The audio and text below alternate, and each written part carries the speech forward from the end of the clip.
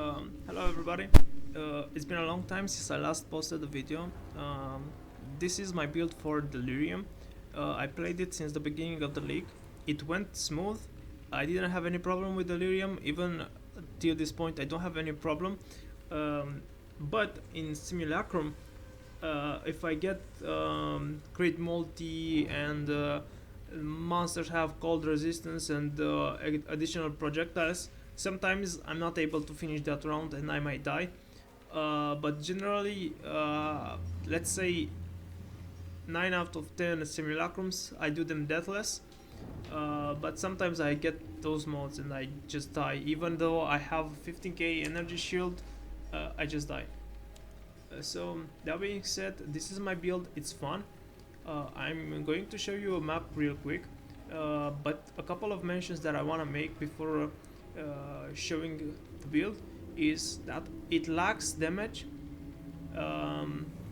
especially against the Awakener. You cannot insta-shot him, and it's bad for a Legion. I mean, for opening the Monolith. For 5-way Legion is also bad. You do not expect to get more than 3 rows. The build does not scale with Headhunter. It's beginner friendly. You can league start with it. Even if you don't have currency, you can start with it. It's a bit tricky because you do not insta shot bosses, but it's very defensive just because of the mechanic of how the build works. It allows you to learn the mechanics of the bosses compared to miners and summoners and purposeful harbinger abusers. You will learn the boss mechanics because you are not one-shotting them. The build clears quite fast, almost as fast as an Essence Drain, which if you have seen a Vortex in the past, you would say that that is not possible. I still think Essence Drain clears faster than this build, but this build is actually almost as fast as Essence Drain. And it's bad against in maps with an open layout, such as Canyon. Preferably you would farm Toxic Sewers or something like that, an indoor map, but actually not indoor map, but a map with mob density very high, and the monsters need to be packed as much as possible, because if they are spread, this build struggles with clear speed, but if the monsters are together, this build is quite fast.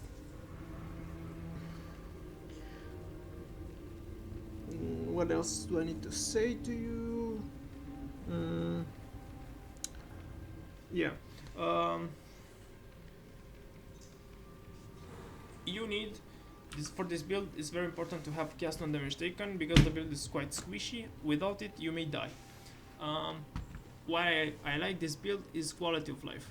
We have shock immune, freeze immune, burning ground immune. We have flask for shock and ignite. Actually, we don't have shock immune, but we have flask for shock. We have bleed immune, stun immune, poison immune, and chaos damage immune. So let me show you a quick map of how the build works, and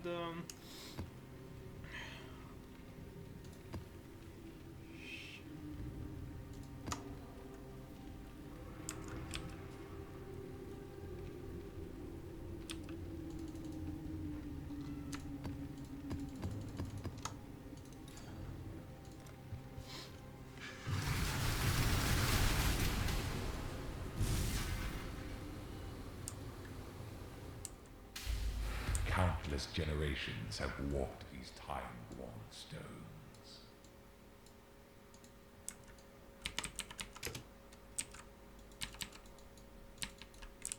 Life is too precious to waste on you. All suffering in this world stems from your I need actions. more mana.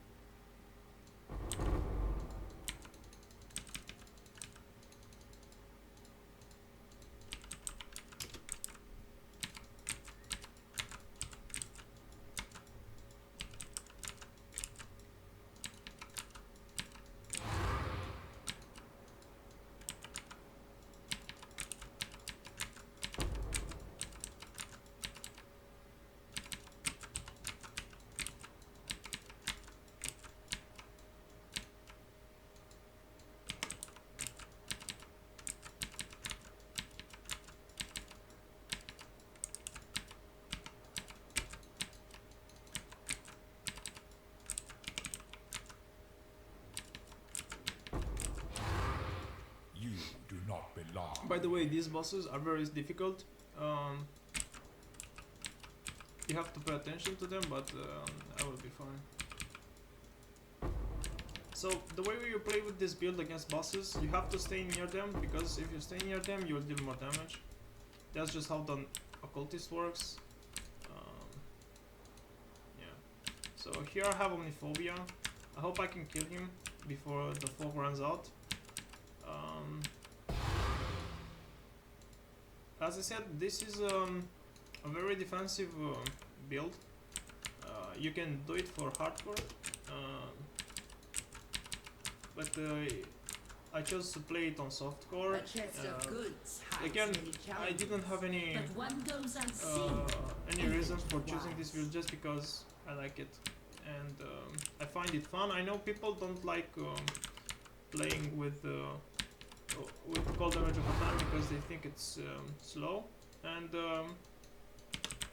yeah, if you play it with low life, the build is indeed slow and I don't like it. So I would prefer to stay like 5 more seconds or 10 more seconds to fight a boss than having to play with low life.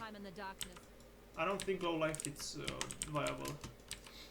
I know many people play with chevrons and deal more damage. They reach like no more 5-6 million mana. DPS, but I don't find it enjoying. Just because you Kill me and prove yourself to be the savage I know. you sacrifice too much quality of life.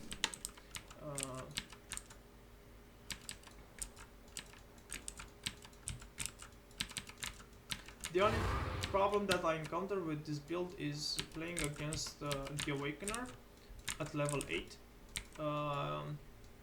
But even at lower levels, the Awakener is quite challenging, just because they changed him, and the fight takes like 5 minutes or something like that. It's not like the 2 minutes that I was used to with my Necromancer.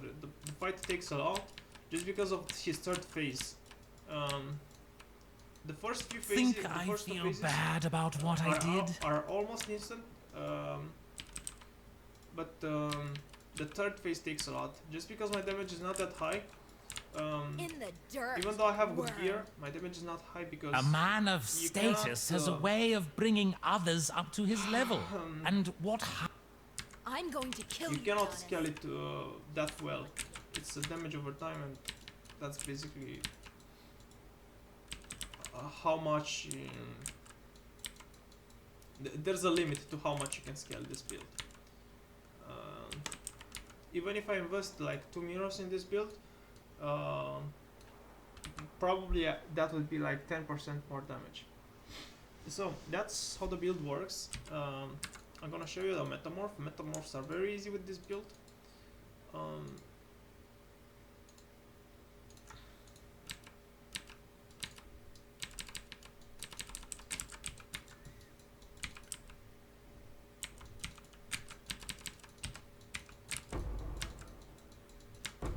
Easy. Super easy. Good day.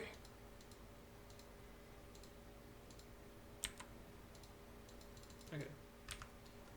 So that was the map showcase. Now I'm going to explain how the build works. And okay. So you have the skill Cold Snap.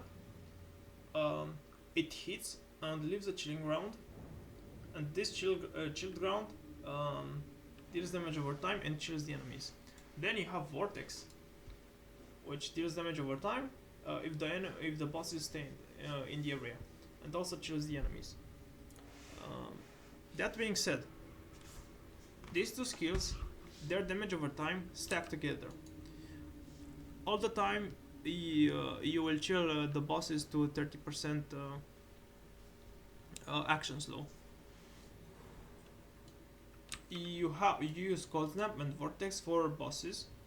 Then when we cast the spells, because we have a wand with trigger a socketed spell when you use a skill, it will proc Stormbrand with Frost Bomb and Orb of Storms. It's very important to have both Stormbrand, Frost Bomb. It's very important to have all the three: Stormbrand, Frost Bomb, and Orb of Storms. The reason for that is we are using two important keystones here. It is Elemental Overload, which gives us 40% more elemental damage if we have crit. So, because we are not a crit build, it's very difficult for us to get Elemental Overload to proc. So, the more spells we use, the easier it is to proc Elemental Overload.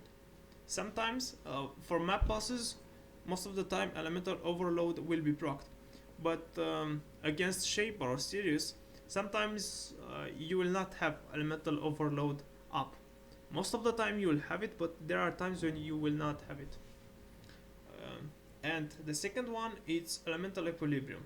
What this keystone does is, whenever you are hitting an enemy with an elemental skill, with an elemental damage, that enemy will have increased resistance against that element, and will have 50% lower to the resistance to the other elements. So we are using Vortex and Cold Snap. Whenever we are hitting, that means the bosses and the mobs will have increased cold resistance. This is bad, but because we have Stormbrand and Frostbomb and Orb of Storms, what this does, it for a short period of time they will have a plus cold resistance, but Stormbrand and Orb of Storms will keep attacking, and it will override the elemental equilibrium effect, and the enemies will be vulnerable to cold and fire, and they will be resistant against lightning damage. Then Frostbomb is very good because it applies cold exposure. That means it will further lower the enemy's cold resistance. For the Ascendancy, this is very important. We are an Occultist, and as you can see here, we have 1% of 1 maximum life and only energy shield. That is because we have this keystone right here, which makes us immune to chaos damage. That also includes poison. And it's very important that when you transition to chaos inoculation, you have to have like 4, 5, 6k energy shield, and you do not transition to energy shield to chaos inoculation unless you have via bastion, because if you don't have this, because your life is so little, 1 life, you will get stunned most of the time, and then you will die. So whenever you have your Vile Bastion, then you can transition to Chaos Inoculation, and you need like even 4k energy shield is enough for Chaos Inoculation if you know what you're doing. Then for the Ascendancies, we have Void Beacon, Cold Resistance, if you stay near them. So what near them is like this Vortex range, something like that. So the way you play around bosses, you don't just leave Vortex and you run away from them. That's bad. You place Vortex and Cold Snap, and then you run around the bosses like this, because you have to stay near them to lower their resistances. Also because on the helmet we have nearby enemies have a -9 cold resistance, so it's very important to stay close to the bosses so that you deal more damage. And don't be worried, they will not one-shot you just because their action speed will be 30% less. They will move 30% slower because of aspect of the spider, and also because of the chill. So these two things stack together. Obviously, aspect of the spider does not reduce their action speed, but it reduces their movement speed. But the aspect of the spider, you may not get it, especially if you're a new player or you don't have the right gear. But generally speaking, you need to stay near bosses, and it's very easy to dodge them. Then we go for Frigid Wake. Chaos damage over time multiplier, cannot be chilled, cannot be frozen.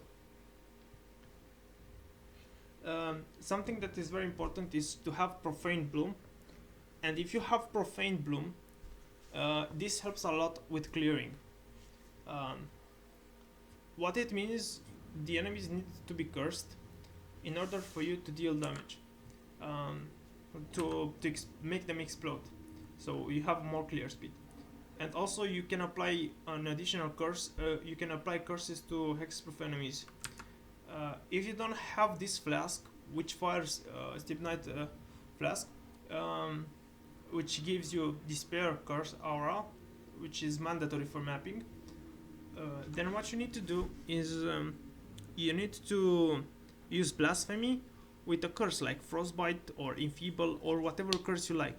I choose frostbite just because of the damage, because I don't need sustain and defenses against bosses. I'm pretty confident I will not die.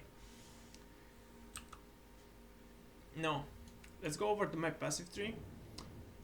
You can just copy the exact passive tree. Something that is very important, weak to ward. What this does is whenever energy shield recharge started, it will not be interrupted by damage, because energy shield cannot be regenerated when you are taking damage generally.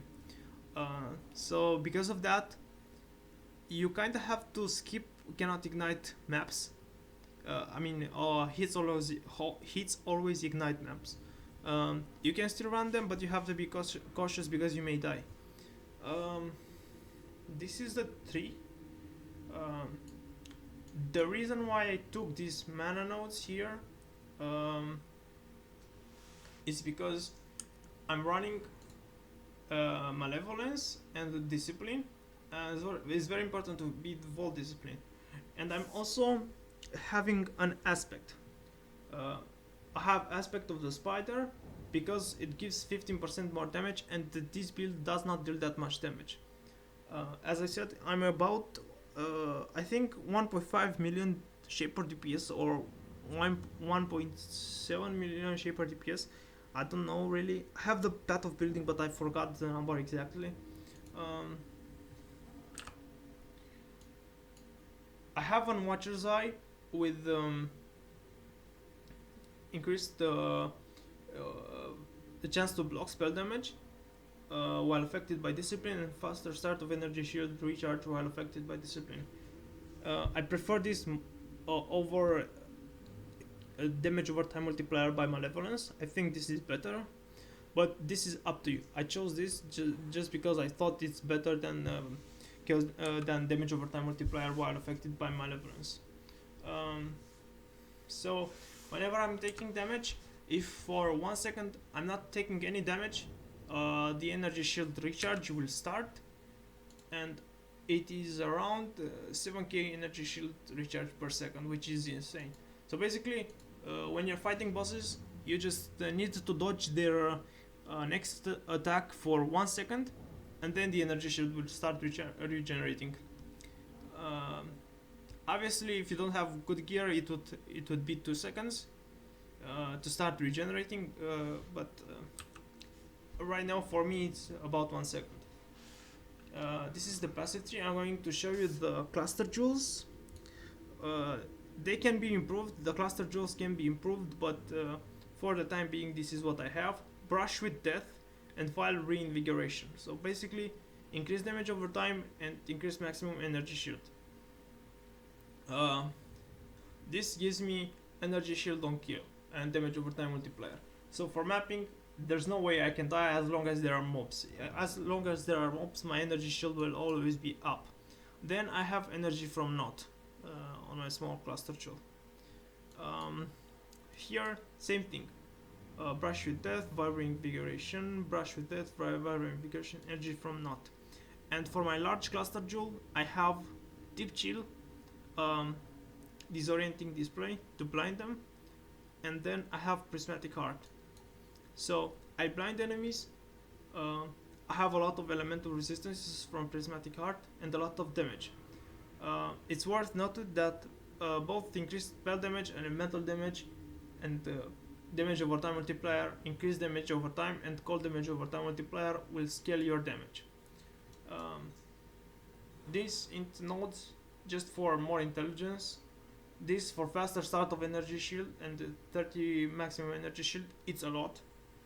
And for an occultist, trust me, it's nice.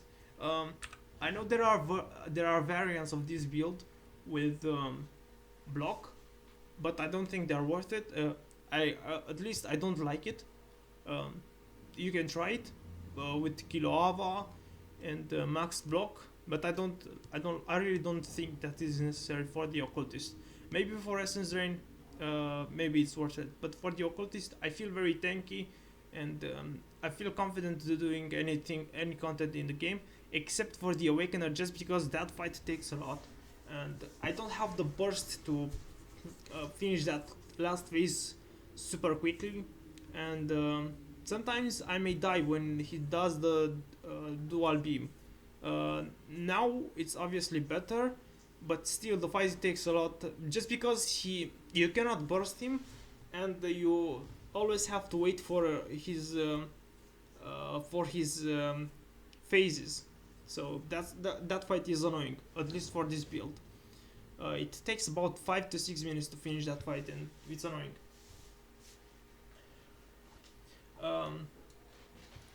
As for my passive tree, you can just copy it. I'm going to go over my my skill gems. As I said, trigger socketed spell when you use a skill with Stormbrand, Frostbomb, Orb of Storms. Here I have Smoke Mine with Second Wind, Flame Dash, and Arcane Surge. I kept Arcane Surge level 7 because this is how much mana it cost my Flame Dash. So my Flame Dash costs 34 mana, so whenever I use Flame Dash, it procs Arcane Surge. That means I have like 12% more spell damage. Then I have Discipline, Malevolence, and Phase Run. It's very important to have Phase Run with 20% quality, even if it's level 1. It's very important to have Phase Run. This build shines for the elf, and Phase Run, just because you are always having frenzy charges, this skill is too good not to have. Look how fast I'm moving when I have Phase Run. So, and something that is very important, you need Vault Discipline, preferably level 21. It's a shame that I don't have level 21 Vault Discipline, but that's just a bit of energy shield extra, like 15-20 extra energy shield. But what the Vault Discipline does is, even if you are taking damage, you are regenerating energy shield. So if I use let's say I'm like very close to die, I'm like at 1k energy shield, and I know that I will die, I use Vault Discipline, and then for like 5 seconds or something, I will recharge energy shield like 7k energy shield per second, even if I'm taking damage. So this is very nice. It's very defensive. Then something that is very important, you need to have Immortal Call with cast on damage taken. We are a witch, occultist. We don't have armor, we don't have evasion. It's very difficult for us to get both of that. So cast on damage taken helps a lot with as your guard skill. Then I have Vol Righteous Fire. This I only use for bosses, for mapping.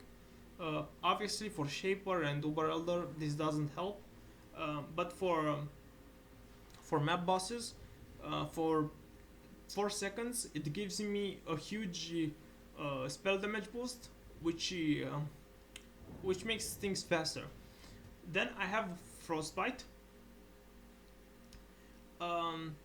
For fights like Sirius, I replace Righteous Fire with Elemental Weakness, and I have Frostbite with Righteous Fire. These are my two curse skills. I have Frostbite with Elemental Weakness for Sirius fights, Awakeners fights, Shapers fights, stuff like that.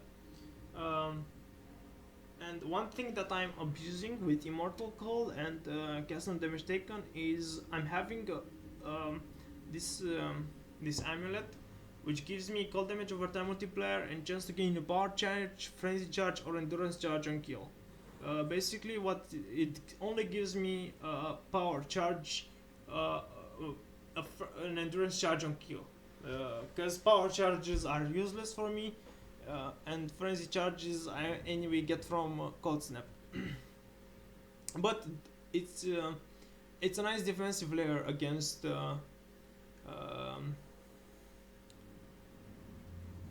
for mapping. It's a nice defensive layer because Immortal Cold gives 15% less additional damage taken per endurance charge removed. So it will give me 45% less physical damage taken whenever cast on damage taken procs, and I have 3 endurance charges, which most of the time I have. For my 6 link, I use Vortex, Elemental Focus, Hypothermia, Control Destruction, Efficiency, Swift Affliction. For my gloves, I have Efficiency with Bone Chill, Vol Cold Snap. It's very important to be Vol, and Control Destruction. And I socketed them in a glove with socketed gems deal 30% more damage over time. As for my gear, it's very important to have stats enough to equip the gems, as much energy shield as possible, and be res kept. These are my items.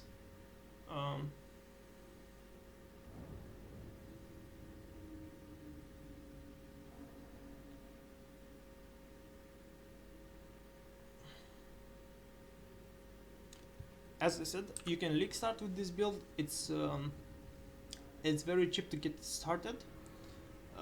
Can do any boss, but the damage is not that great, and it can be difficult to scale it. Even if I invest 2 or 3 mirrors in this build, the damage boost will be like 10, maybe 15% more than what I currently have. So it's not that great of an improvement.